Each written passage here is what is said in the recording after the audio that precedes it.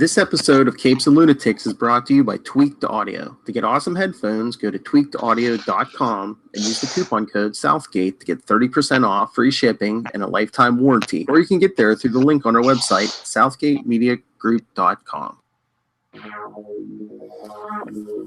Hello, everyone, and welcome. No, this is not the Quantum Zone, although me and Matt Kona are here.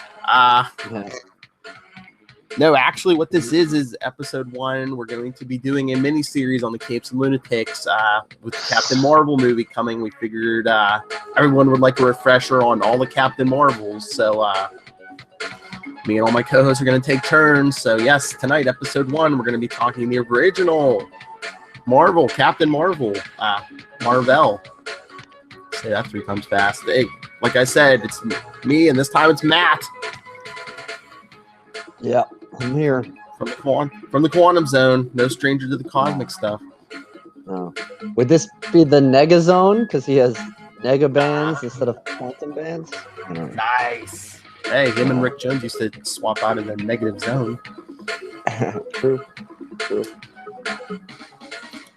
So, we discussed it real quickly before we started. So, what did you know about when did you first become aware of Captain Mar-Vell? Well, when did I become cosmically aware of him? Oh, nice. Well, I kind of know it was way before I started collecting comics, and I happen to remember an issue of Silver Surfer that I picked back up again. I reclaimed it. It's Silver Surfer 63. Ooh. Down amongst the dead. So he is fighting us side by side, the dead Captain Mar-Vell. So this is what he's doing in his afterlife. Just cutting right to the chase. He's dead. He's been dead a while, and but I remember not knowing who he was. I thought Captain Mar-Vell was kind of a generic name. It was weird because this is Marvel Comics, and then I remember either seeing or hearing that there was another Captain Mar-Vell in DC, and it was just very confusing. So I didn't really delve too deep in. I attest that he was an old 70s or 80s character that was cool back then, but I never got into. And I liked Silver Surfer, and he's there, and he just stays down amongst the dead, I guess. And Silver Surfer goes on his merry way. This is around the Infinity Gauntlet time, I want to say. Mm-hmm. The early 60s of Silver Surfer from 92. So that was when I first became aware of him. And then from reading Quasar, you get a understanding that he was sort of a protector of the universe before Wendell Vaughn was anointed that. And that's about it. I mean, I like I said, I picked up some random ones, and there's another giant-sized Avengers annual where he is also dead. So I've read a lot of dead Captain Mar-Vell. This is maybe the only I got a Marvel Spotlight number 8 from 1980. He's alive in that, and then I read the graphic novel The Death of Captain Mar-Vell because I heard it was really good, and I heard it was very emotional, and so I picked that up digitally, and I enjoyed that, and it's kind of good for someone like me or someone who's listening to this that is not that aware of Captain Mar-Vell, because it starts off with him talking into a tape recorder, essentially, about his autobiography of his life. Like, he knows something's up, and something's been up for a while, and he's not going to be around for much longer. Mm-hmm. So he kind of tells his tale, and there's stories within that too. Oh, we'll get to that death because there's actually a moment in his series. But you were saying, he's from the 70s and 80s. Would it surprise you to know it's been longer than that? No, I wouldn't. 60s. I picked up a Captain Mar-Vell 14, like however many years ago. Not in the best of shape, but I mean, it's more just like a reading copy. Yeah. So number 14 was from has a date of 1969. Wow. So I'm pretty sure. I think his like original appearance was like 68, maybe. Yeah. So yeah. So I mean, the name Captain Marvel in Marvel Comics is, you know, changed hands a couple times, but it's been around for about 50 years. So Yeah, no kidding. almost 50. Wow. By the time that movie hits, it's going to be 50 years. 50 years. That's Yeah. crazy. Yeah, but yeah, he's wearing his Kree military uniform because he was originally a Kree soldier who came to Earth with a small group. They were going to, I guess, study the Earth and plan for an invasion, but Mar-Vell fell in love with the Earth so much, and I wonder if that has anything to do with him striking up a friendship with a Una.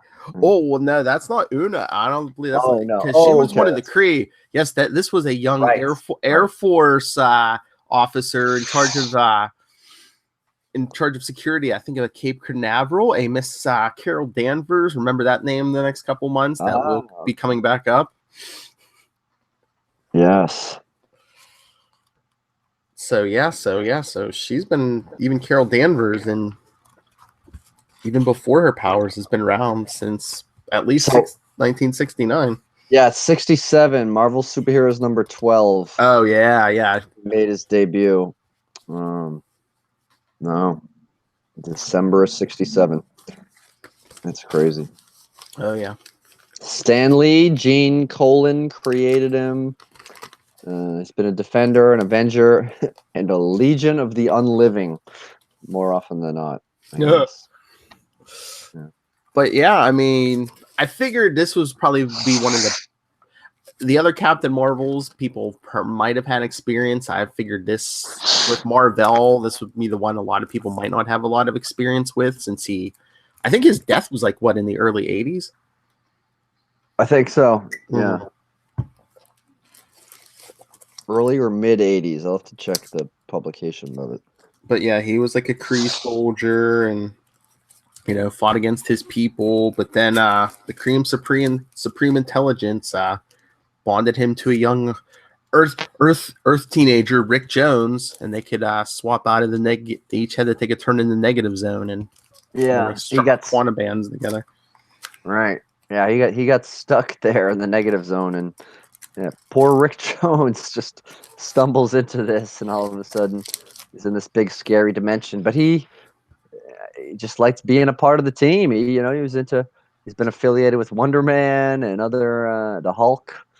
So he's Captain America, yeah. But this is probably the most in-depth when you're switching souls with someone or locations, and that's pretty nuts.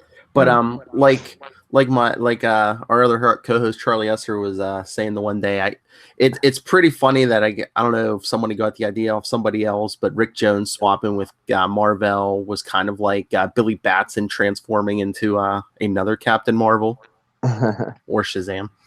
Yeah. Yeah. Oh man. So yeah, Rick and Mar-Vell had a couple adventures until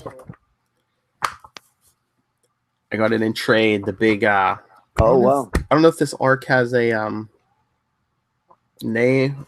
It's just the trade is the life of Captain Mar-Vell, but it's when Mar-Vell is trying to fight off Thanos, and he meets someone Quantum Zone listeners may be familiar with, Eon. Oh, there he is. Look at Eon back when he had young hair. He gave him the job of protector of the universe that Quasar would later have. He didn't have the quantum bands to give him, but he gave him he did give him the job title, and he gave him a power upgrade, because until this point Mar-Vell had like gray hair. Once he got the power upgrade, that's when he went blonde. And he didn't have cosmic awareness. Did Eon give him that? Yeah, I believe. Yeah, I'm pretty sure. Yeah, Eon's the one who gave him cosmic awareness. Which I wonder if it was good or bad, because he really didn't give Quasar cosmic awareness. Yeah. Eon, he's a finicky sensei. He's very like the Mr. Miyagi to Daniel-san. You know, he'll give you some stuff to work with, but Yeah. you must find it on your own and paint his fence. But yes, then because at the end of this same trade, there was Captain Marvel 34, where he fights Nitro, and a container of nerve gas gets broken open, and that's what eventually gives him his cancer. That eventually kills him. Yep. And so he knows that moment. He talks about that in the death of Captain Marvel. Yep, sealing the container. And yeah. So does that just end? That issue ends with him? That one ends. It's kind of weird because the next one, he's unconscious. He won't wake up. And at this point, I guess him and Rick had like a time limit. Each one, like, eventually after, 3 hours or something, Mar-Vell would go back to the negative zone and Rick would come back to Earth. So Rick came back okay, and then he was like rushing Mar-Vell to the hospital. But meanwhile, when Mar-Vell's in the negative zone, an old Fantastic Four villain, Annihilus, was like attempting to like get the Mar-Vell and kill him, and like try to figure out how they swapped into this dimension so he can invade. So Rick had this funky ability at this point. He figured out he could like move Captain Marvel's unconscious body and stuff awkwardly, but he could do it. Yeah. So then he ran to the hospital, and then when he got there, he swapped places with Mar-Vell so the doctors could help him. Wow. Yeah. Yeah, I didn't know it was that intense because I mean, yeah, but just having read the death, you know, just one issue. But did you know when was this? June 1990. What if Volume 2, number 14? They had a big story. What if Captain Marvel had not died? That I may have read. That may have been something, because I couldn't get enough of the what ifs when I was collecting comic books at first. Oh yeah. So I think that's probably what my reaction was. But I don't know. What if he didn't die? I didn't even know who this guy was. What if? So it basically comes down to Reed Richards and Doctor Strange like take him to this. Well, they're like, okay, well, you have this cancer, but like the nega-bands are holding it in check, but meanwhile they're also keeping any cure from working. So if we take them off, you're going to die quicker. But if we don't take them off, it's just going to kill you slower because the nega-bands aren't letting the cure work. So they took him to this other dimension where time doesn't move. So they cured him there, brought him back, but whatever cure they gave him, I guess, started poisoning everyone else. Oh, that's real Twilight Zone. Yeah. Oh yeah, because I won't spoil it too much, but there's at least one Marvel hero in here who dies because of it. Eventually the Silver Surfer has to like talk him down and defeat him, and it ends with Mar-Vell and his girlfriend having Doctor Strange banish them back to that same dimension where time doesn't move, but there's no one there, so he can't hurt anybody. Yeah. Although she's there. Oh, they did give her some kind of inoculation where, it wouldn't affect her. So yeah, they were just in this dimension, I guess, forever. Yeah, I mean that does affect her. Just the fact that she's. I mean, it's good that she's with her man, but it's very weird because it's like they got to start fighting at some point, you know. Well, it's like those Avengers issues we were just covering for Quantum Zone, because like the dimension, there's nothing there, so they're just like standing in this white panel. Oh man, yeah. Safe little inking job. So Eternity with like nothing. Oh man, yeah, that's rough. No Wi-Fi, no nothing. Just so tell me about being a Kree. Well, I was convicted of treason, but I'm a little. You know, for those of you not familiar with the Quantum Zone, this is the Punisher, the master of puns here. Yeah. But yeah, this story I was talking about, what is this? Captain Marvel. It's like 25 to 33, where Mar-Vell's fight. Yeah, Eon appoints Mar-Vell as like the protector of the universe to fight a guy some of you may have heard of called Thanos. But Yeah. this is like pre-Infinity Gems or anything, even, because in this issue he's like trying to use the Cosmic Cube. Yeah. This is real early Thanos. Yeah, because like he like tries to kill Mar-Vell, and like Mar-Vell's like half dead until he like karate chops the cube and breaks it. Yeah. So yeah, that was the big thing, and then eventually around issue 50, Mar-Vell and Rick are separated, so they're both get out of the negative zone, and Mar-Vell's like, well, now what am I going to do with my life? So he tries to assume a secret identity, an identity he had used before he met Rick, called Walter Lawson. That will come up in the Captain Marvel movie also. Yeah, Dr. Walter. Yes. Yeah. Yeah, so Mar-Vell's series ran for like, I think it's like 62 issues, and then...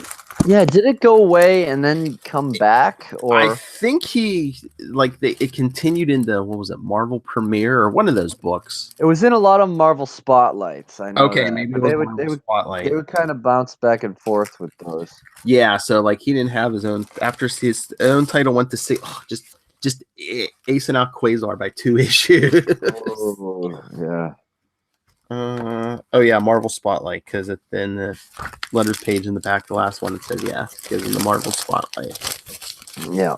And then I guess it's like one of the first trades is the death of Captain Mar-Vell. Yeah. Yeah, it's a good little story. And like most of the Marvel heroes who were like around at the time travel to what was that, Titan, Saturn's moon, where he passes away. Yeah, I wanted to talk about it a little bit on the most recent episode of the Quantum Zone, because something reminded me of what we were talking about, but I figured I'd save it for this one.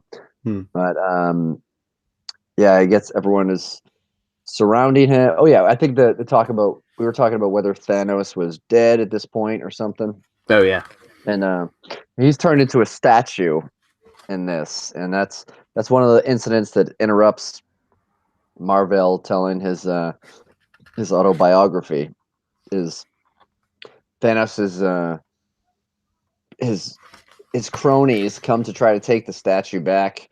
They think he's going to be back, and they fight Mar-Vell and Eros, and then eventually the statue wakes up as Mar-Vell is dying. But does it, or is it an interdimensional thing?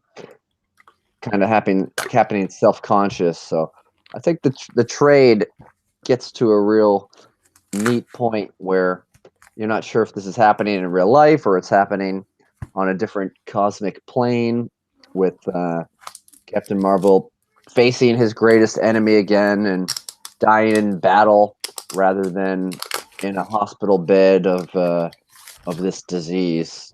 And yeah, I don't know, it kind of hits you. So yeah, because Mar-Vell was like Thanos' arch enemy. So I wonder if they're gonna that's how they're gonna set it up in the movies now. So, since Carol Danvers is gonna be in the next Avengers movie, if they're gonna set her up as like Thanos' like big arch enemy. Yeah, like taking a page out or a little revenge for her predecessor. Mm-hmm. Yeah. Did you? And then skip ahead a couple decades. Did you ever read this, The Return? It's from 2007. Oh no. Yeah, it was right around the time of the first Civil War. Yeah, it appeared thanks to like a funky thing in the negative zone and time travel that Mar-Vell had returned. Really? From like before he died. But then we roll in the Secret Invasion, and it turns out did you read Secret Invasion? No, I don't think so. I don't think I read that one. All right, there was this had been like a big plan, years in the making, retconning stuff. But like the Skrulls had sent agents to Earth disguised as superheroes. Like the original Spider-Woman turned out to be like the Skrull Queen or whatever, but yeah, they were like so like deep secret agents, because like all the telepaths and stuff, like they were implanted with all these false memories, so that they didn't even remember they were Skrulls until the time came. So they were activated, or yeah. something? So there was like a 5-issue Captain Marvel miniseries, and he finds, because his memories are like that he had been taken from the past before he died of the cancer, but it wasn't really him. It turns out he was one of the Skrulls. Wow. But for some reason, his programming was faulty. Even when the others woke up, he wasn't waking up. He found out he was a Skrull, and then eventually he just started fighting against them because he's like, well, I have all of Mar-Vell's memories. I'm basically Mar-Vell. This is what he would want, is me to stop these Skrulls. Yeah. So it was a pretty interesting story. Yeah. So it's called The Awakening. Well, No, there was the return. There was that one special Gotcha. where they kind of set it up. It's like, oh, look, he's back. But yeah, no, there was just a 5-issue Captain Marvel miniseries. Okay. Yeah, the one shot with like the blank cover was 2007. The miniseries was this next year? Yeah, 2008. Huh. All right. Yeah. Oh yeah, there's even people like setting up a call around him, the Holla Brotherhood. Yeah. Holla at your boy. Holla. But what I want to know is he and Captain Marvel. I mean, Carol Danvers. I mean, they fight in when he's dead in this Avengers 16 annual I have. Mm-hmm. But there's not a real personal connection between the two of them, is there? Is it just kind of another person is selected and it's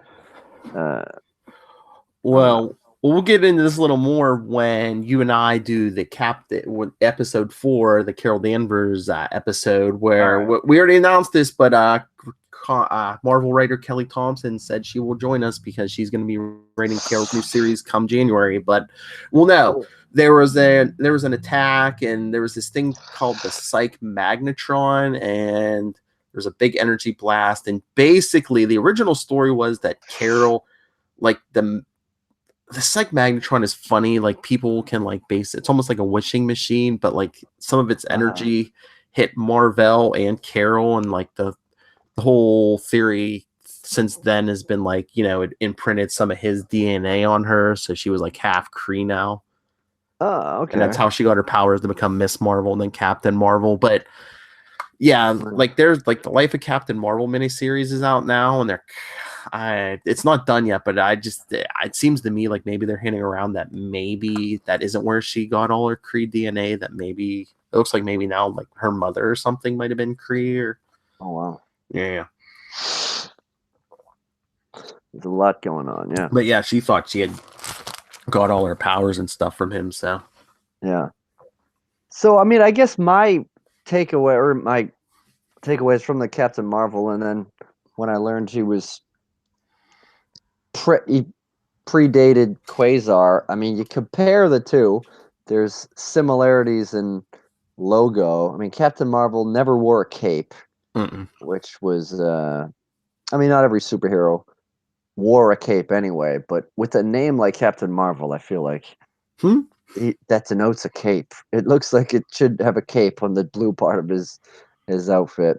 But he was a Kree warrior. He's kind of like the Kree Captain America, I guess, with cosmic, because he's loyal, but if Captain America was born in Nazi Germany, you'd be like, no, something's wrong with this. I gotta turn against the country that I was born and fight the good fight. And so that was kind of like that in an interdimensional way. And he's definitely a lot bigger and buffer than Quasar, probably a lot more confident. And the nega-bands, they're different than quantum bands, right? I mean, yeah. I guess it depends on what you could use them for, but he's not creating giant fists and clapping that. Yeah, I don't think they can create constructs. Like I think they help him fly. I'm trying to remember. They might have boosted his strength, but I think all they could, besides that, all they could do is like fire energy blast. Yeah, I don't think they can make constructs or anything.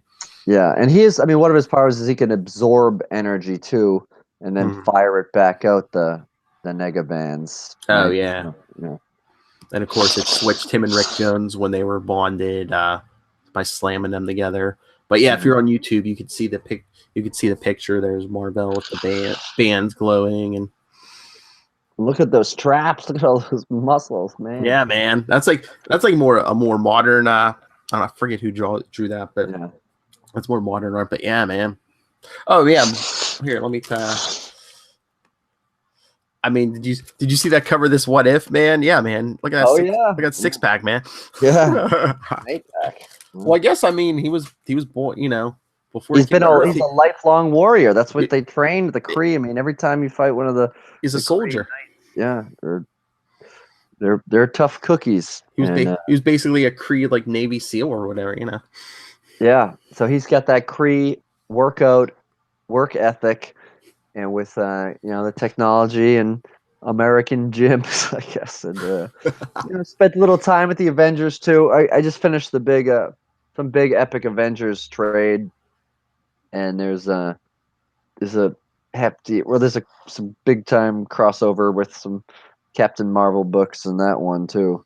Oh yeah, and like he was like part of that Kree Skrull War that's so famous from the Avengers, and then that story I was telling you about, the whole Thanos thing where he meets Eon. The Avengers are in there too, so yep.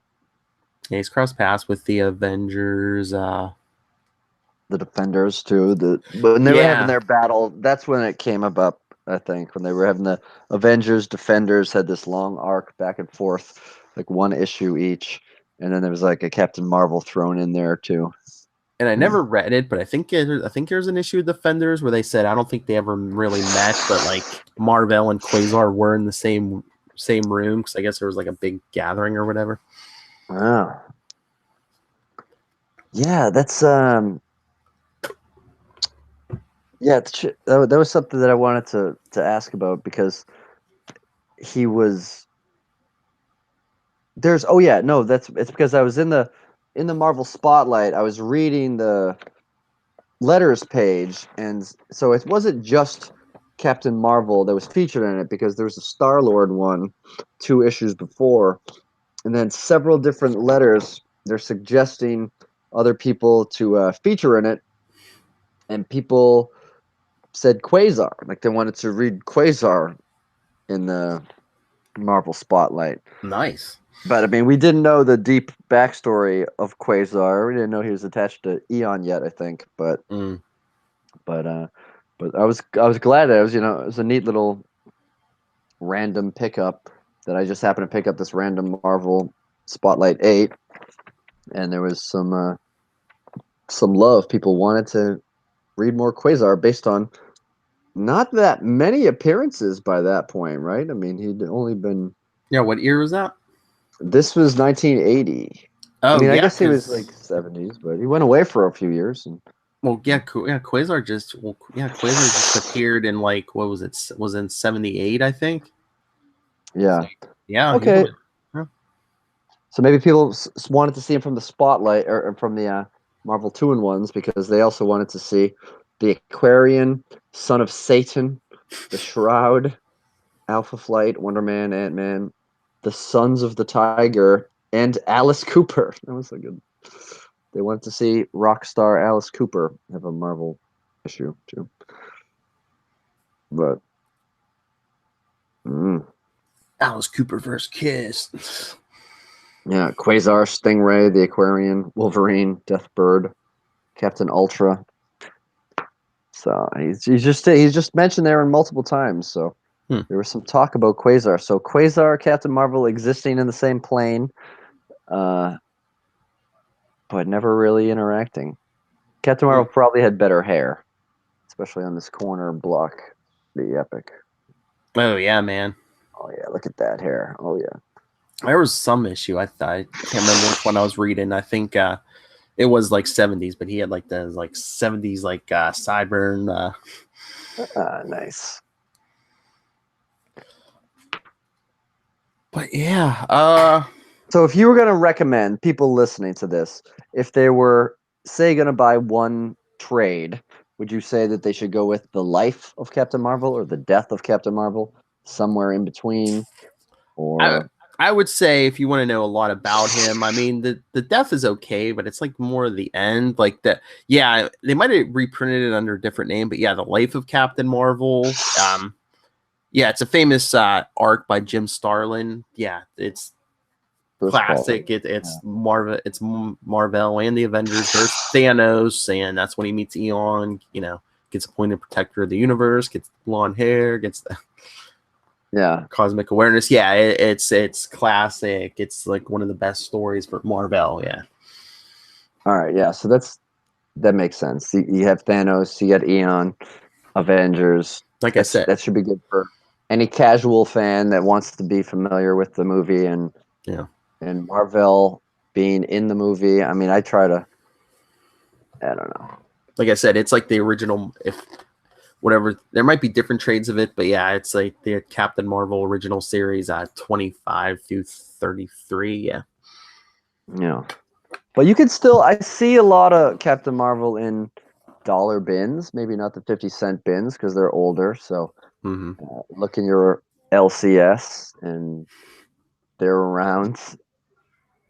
Just because I mean, this is at a time where there was a lot of just one-offs, especially the Marvel Spotlight ones. Those are usually one story, that's it. This one in particular is kind of funny because it's interrupted by a classic Captain Marvel Twinkie ad or a Hostess cupcake thing. So he's got his own stuff going on, and then he's defending the Earth. Yeah, for Twinkies. Get a big delight. Plus, I wouldn't be surprised if like all this Mar-Vell stuff was on sale digitally closer to when the movie comes out, along with the Carol Danvers stuff. Yeah, that's true. Just because the name Yeah, is going to he's in get the a lot movie. of. He's in the movie, kind of. Yeah, we'll have to see what version, but yeah. Yeah, I read that. That was one thing that I read inadvertently on Wikipedia because I'll watch the trailer for a movie, but I like to go in. I don't read the cast list on IMDb. I like to be a little bit surprised, Mhm. and I'm like, oh, he's got. I know that actor. I can visualize him. Okay, but you don't know how big the role is or what extent it's going to be. Yeah, I'm just wondering So if it's like a red herring or something too, because true. if it's not really Mar-Vell and he's like either a Skrull or there was like an enemy of his, another Kree called Yon Rog, if that's like him or something. Yeah, possibilities. Possibilities. But yeah, so anything else or? I don't know. I mean, I feel like I didn't contribute that much to this, Oh but no, I'm no, learning. you I'm didn't. learning. I I'm intrigued enough to do some more research. I'd like to read the trade that you spoke of and be ready for it. Get some of the classic adventures, not just the end and all of his post-death adventures, which is most of my reading of him, I guess. I was gonna say, if nothing else, as a Quasar fan, you should read that arc just because he has Eon and everything, and Yeah. it's interesting to compare like his encounter with Eon compared to Quasar's from issue 2.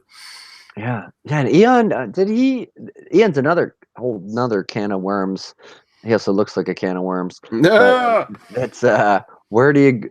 How much other interaction has he had in the Marvel universe aside from the protectors of the universe, Quasar and Captain Marvel? Like I don't know if he pops up that randomly in the cosmic sphere, but I am looking this up now because I'm pretty sure. Yeah, his first appearance was Captain Marvel 28. So yeah, this arc is Eon's first appearance.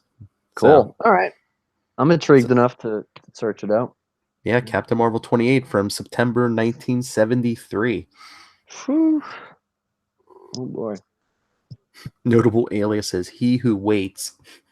He who waits, yeah. He who waits behind bookshelves in rented office spaces in the Baxter building. Yeah. Uh, Yeah. so yeah, so I guess we could wrap this up because yeah, like I Yeah. said, it's very. I mean, a lot of people were like, "Oh, what's so great about Mar-Vell?" But I mean, he was a great character. But again, first appearance was in '67, then they killed him off in like the early '80s. So he really didn't have like a lot of time to shine, Yeah. compared to some of these characters. Yeah, true. Oh, and one thing that I noticed about the spotlight that I have, the issue takes place in the planet where time stood still. Ooh. So, maybe that's where he goes back with his girlfriend, but it's just him. It's very like the Collector saga, I guess. Some alien is collecting people on this planet and they're just stuck in a moment, but I don't know. Just a side note. All right. I'll let you end it. All right. That's fine. All right. Let's get out of here. So everyone, send us your thoughts on Mar-Vell or any of the other Captain Marvels, because we're going to be covering them for the next couple months. We're going to do monthly specials. So next episode, join me and Charlie Esser from the Capes and Lunatics and Super Connectivity for episode 2, where we cover Monica Rambeau, the first human and the first woman to go by the name Captain Marvel. Yeah. And maybe have people rank their Captain Marvel. Who are your tops? What's the order? How did you put them? What's your favorite appearances of these characters? Yeah. And then me and Will be doing Genus Vell, Son of Mar-Vell, for episode 3. And then, like I said, Matt will be back for episode 4, and we'll talk to Kelly Thompson about Carol Danvers. Cool. And then after that, we'll have a bonus 5th episode where Lilith Hellfire and I talk about Shazam, because he went by Captain Marvel also. Okay, yeah, the technicality, right. To prepare for that movie also, yes. Yeah, jeez. We're very blatant here, yes. Yeah. All right, so again, send your thoughts to us. Rank your Captain Marvels, your favorite moments, capesandlunatics@gmail.com. You can hit us up on Capes and Lunatics on Facebook. Hit us up on Quantum Zone on Facebook. At Capes Lunatics. At Quantum Zone Pod on Twitter. You can find on Instagram, we're Capes and Lunatics and CL Sidekicks. And the voicemail for everything, 614-382-2737. That's 614-38-CAPES. Tell us in your own voice. And Matt, where can people find you on the internet, specifically on YouTube? What's going on with you right now? You can find me on YouTube, MATTKONA. I do a review show with my wife. We started October by reviewing a horror movie a month, and that's called Yale Matt Recap. That's her name, YAEL. Not like Yale the college, but similar letters, just in a different order. And we talk horror movies. We're going to do different stuff going forward. So depending on when you're listening to this, you could have a completely different type of episode. But you could go back and listen to all those. They're on iTunes, YouTube, and SoundCloud. Yale Matt Recap on all the social media. And this is a Quantum Zone thing that I do. But if you want to leave a podcast review for any Capes and Lunatics, and you mentioned that Matt gave you the offer, I will mail you a Quasar comic book with Spider-Man in it, a Marvel team up. So leave a review and then email Phil with your address. It's like an older comic too. What is that, like early 80s? So come on, people. Yeah. Good stuff. Mar-Vell would want you to do it. Yeah. Keep his memory alive. So that's right. So, like I said, join us next month for me and Charlie talk about Monica Rambeau. Oh, I was just struck by inspiration. I wonder if who wrote her on? I think didn't Roger Stern write her on Avengers: The Longest? I'll have to look this up. See if we can find some of these writers who've written her. Oh, and then she was in the what was it? Like within the last year or two, they did a Ultimates book where Monica Rambeau was on team with like Black Panther and Blue Marvel and a bunch of people. Yeah. Cool. I'm tuning in. I'm intrigued. Oh yeah, it's good stuff. So come on, people, send us your thoughts, voicemails, emails. Be a part of it.